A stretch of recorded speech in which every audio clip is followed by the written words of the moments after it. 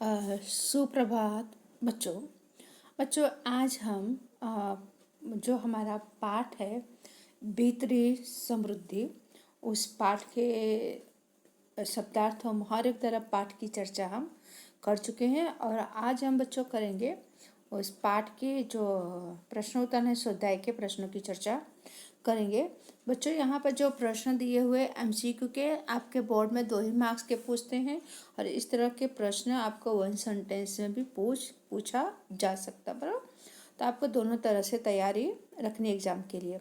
तो यहाँ पर देख दिया हुआ है कि निम्नलिखित प्रश्नों के नीचे दिए गए विकल्प में से सही विकल्प चुन करके उत्तर लिखिए, जिसे कहते हैं एमसीक्यू टाइप क्वेश्चन। ओके, तो पहला जो प्रश्न है कि किसके बढ़ने पर जीवन भक्ति कम हो जाती। बराबर, तो यहाँ पर 4 ऑप्शन दिया हुआ है कि द्रव भक्ति, तरल भक्ति या धन भक्ति या प्रभु भक्ति। बराबर, तो किसके बढ़ने से, तो इस प्रश्न के उत्तर आप 1 सेंटेंस में लिखना है तो द्रव भक्ति इसका आंसर है। यहाँ पर आंसर इसका है कि द्रव भक्ति बढ़ने पर जीवन भक्ति कम हो जाती है। इस तरह से 1 सेंटेंस हुआ। अगर एमसीक्यू देना है तो इसका आंसर हुआ द्रव भक्ति। ओके, फिर नेक्स्ट है दूसरा कि पोम्पी नगर के खंडहरों से मिले एक नर कंकाल की मुट्ठी में क्या था। बराबर, तो यहाँ पर ऑप्शन दिया हुआ है चांदी, सोना, मोती या हीरा। तो आपको 1 सेंटेंस में आंसर लिखना है तो पोम्पी नगर के खंडहरों से मिले नरकंकाल की मुट्ठी में क्या सोना था। क्या था? सोना था। ओके, फिर तीसरा प्रश्न है यहाँ पर है मनुष्य के अंदर कब तक अमीर था।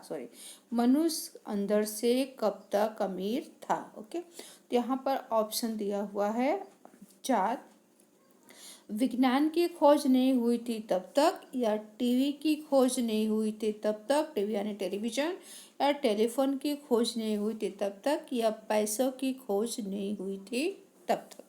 तो बच्चों इसका आंसर अगर लिखना है तो मनुष्य अंदर से कब तक अमीर था, तो मनुष्य अंदर से तब तक अमीर था कि जब तक पैसों की खोज नहीं हुई थी तब तक। इसका आंसर ए है।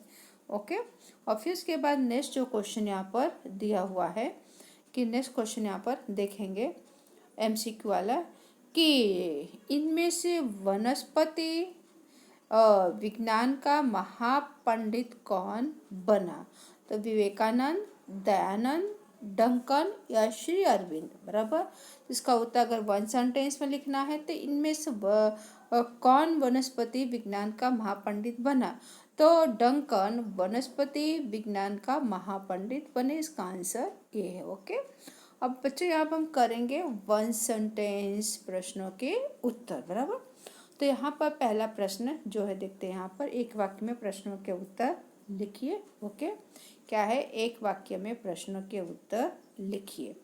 तो पहला प्रश्न यहाँ दिया हुआ है कि लोग अंतःकरण की अमीरी की सुगंध कब खो देते हैं। बराबर, जब लोग अमीर बनने की बाह्य जो चीज़ें हैं उसमें ज़्यादा रुचि में फंस जाते हैं, तब वह अंतःकरण की अमीरी की सुगंध खो देते। बाह्य ने जैसे लग्जरियस लाइफ जिसे कहते हैं, एक हर एक जिंदगी की सुख सुविधा उन्हें चाहिए। बराबर, फिर नेक्स्ट प्रश्न है कि सुख का जादूगर और शांति का डकैत कौन सा है।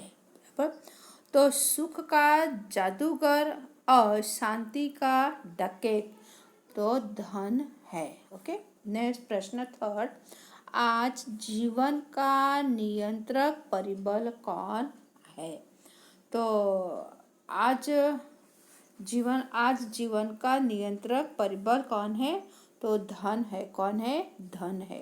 बराबर, फिर चौथा जो प्रश्न है कि अमीर धन कैसे कमाता है, तो बच्चों इसका आंसर अमीर धन दूसरों को उल्लू बना करके, क्या करके? दूसरों को उल्लू बना करके वह धन कमाता है।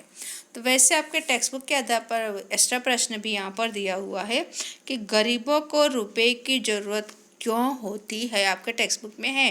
तो गरीबों को रुपए की जरूरत पेट भरने और क्या तन ढकने की उनको जरूरत होती है, बराबर। तो वैसे एक एक्स्ट्रा क्वेश्चन है, अमीर को धन की प्यास क्यों होती है।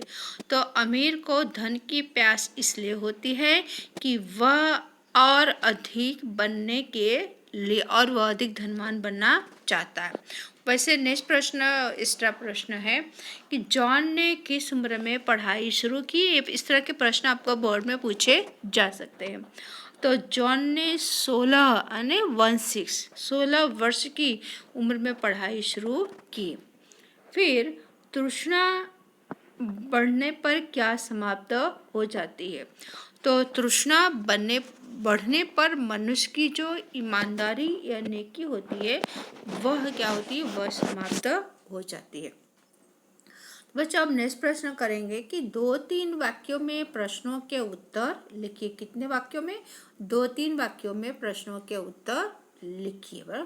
पहला प्रश्न यहाँ पर दिया हुआ है कि प्रश्न इस तरह से है। पहला प्रश्न कि हाँ, पहला प्रश्न है 2-3 वाक्यों में, ओके, कि तृष्णा को परंपरागत डाकू रानी क्यों कहा गया है। तृष्णा यानी इच्छाएं। डाकू का उद्देश्य केवल एक ही होता है कि वह हमला बोल करके किसी भी कीमत पर दूसरों का माल सामान लूट लेना, डाकुओं का, ओके।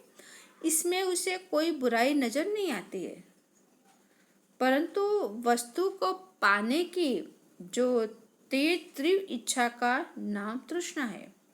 इस हालात में भी मनुष्य जैसे तैसे अनेक वांछित वस्तु पा लेने का वो रास्ता अपनाता ही रहता है और उसमें भलाई बुराई का जरा भी विवेक नहीं रह जाता। और इस तरह किसी डाकू और तृष्णा में कोई अंतर नहीं होता, इसलिए तृष्णा को परंपरागत डाकू रानी कहा गया है, ओके। फिर नेक्स्ट प्रश्न है, दूसरा प्रश्न, कि व्यापारी ने अपनी अंतिम सांस लेते समय रुपए की थैली मजबूती हाथ में क्यों पकड़ रखी थी। बराबर। व्यापारी ने बराबर मृत्यु के समय अंतिम सांस लेते समय उन्होंने वो मजबूती से थैली क्यों पकड़ रखी थी। बराबर। तो बच्चों इसका आंसर इस तरह से होगा कि जो अपना थर्ड क्वेश्चन जो सेकंड जो क्वेश्चन है कि सॉरी हाँ सेकंड क्वेश्चन जो है यहाँ पर, तो इसका आंसर इस तरह से होगा कि तृष्णा जो है मनुष्य की जो तृष्णाएं हैं, इच्छाएं जो हैं, वो कभी शांत नहीं होती हैं। वो अंतिम सांस लेने तक उसका पीछा करती रहती है, यानी मनुष्य कभी संतुष्ट होता मनुष्य नहीं है।